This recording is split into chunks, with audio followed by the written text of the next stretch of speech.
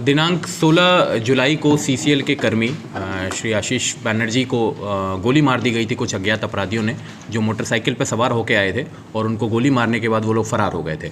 आशीष बनर्जी वर्तमान में घायल हैं और रांची में इलाजरत हैं। तो उस कांड के त्वरित अनुसंधान के लिए एक एसआईटी बनाई गई थी जिसको एसडीपीओ रामगढ़ लीड कर रहे थे।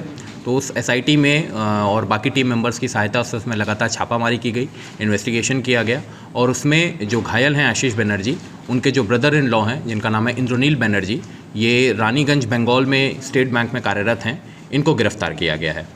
इन्होंने अपना कन्फेशन में ये स्वीकार किया है कि इन्होंने 5 अन्य लोगों के साथ मिलकर इस घटना की साजिश की। उसका मोटिव उन्होंने ये बताया है कि घायल का अपनी पत्नी के साथ एक पारिवारिक विवाद चल रहा था जो न्यायालय में अभी विचाराधीन है।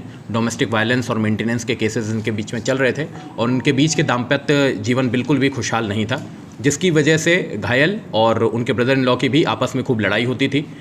जो घायल हैं उन्होंने अपने पत्नी को कथित रूप से पैसा वैसा देना भी बंद कर दिया था, जिसके कारण से जो इंद्रनील बनर्जी है जो इस केस में मुख्य अभियुक्त हैं, उनके ऊपर काफ़ी फाइनेंशियल बर्डन आ गया था अपनी बहन को और उनके बच्चों को लालन पालन करने का और उनको संभालने का।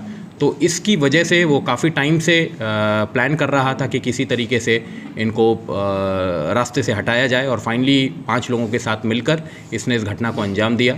बाकी 5 लोगों को पकड़ने के लिए हमारी टीम्स रेड कर रही हैं और इस घटना में जो बाइक का यूज़ हुआ था जिससे शूटर्स आए थे और जिस पे गोली चली थी, उस बाइक को बरामद कर लिया गया है और बाकी 5 लोगों को भी गिरफ्तार करने के लिए अभी लगातार छापामारी चल रही है।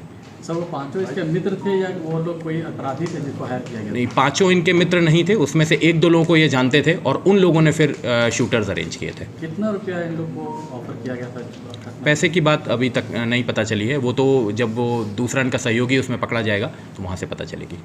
सहयोगी कहाँ थे? अभी वो अनुसंधान अंतर्गत है।